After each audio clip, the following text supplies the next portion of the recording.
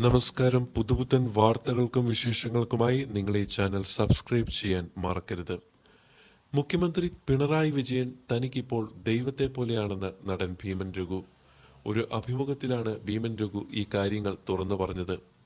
കേരളത്തിൽ മൂന്നാമതും ഇടതുപക്ഷം തന്നെ ഭരിക്കുമെന്നും അദ്ദേഹം പറഞ്ഞു. മൂന്നാമതും പിണറായി വിജയൻ തന്നെ ഭരണത്തിൽ വന്നാൽ ഭീമൻ രഘു മത്സരിക്കുമോ എന്ന ചോദ്യത്തിനും അദ്ദേഹം അവതാരകയോട് മറുപടി പറയുകയുണ്ടായി. അത് ദൈവം തീരുമാനിക്കും. ഇപ്പോൾ എനിക്ക് ദൈവമെന്ന് പറഞ്ഞാൽ അത് CM തന്നെയാണ്. ഞാൻ അദ്ദേഹത്തെ പുകഴ്ത്തി പറയുന്നതല്ല. തീരുമാനങ്ങൾ എടുക്കേണ്ടത് അദ്ദേഹമാണ്. പാർട്ടിയുടെ തീരുമാനങ്ങൾ എടുക്കുന്നത് അദ്ദേഹമാണ്. എങ്ങനെ, എവിടെ, എന്തിന്, ഏത് രീതിയിലെന്ന് ചെയ്യാനും പ്രവർത്തിക്കാനുമുള്ള തന്റേടിയായ ഒരാളാണ് നമ്മുടെ കേരളം ഇപ്പോൾ ഭരിക്കുന്നത്. CPM-ൽ ഞാൻ വിചാരിച്ച കാര്യങ്ങളെല്ലാം നടത്താൻ പറ്റുമെന്ന് എനിക്ക് നല്ല വിശ്വാസമുണ്ട്.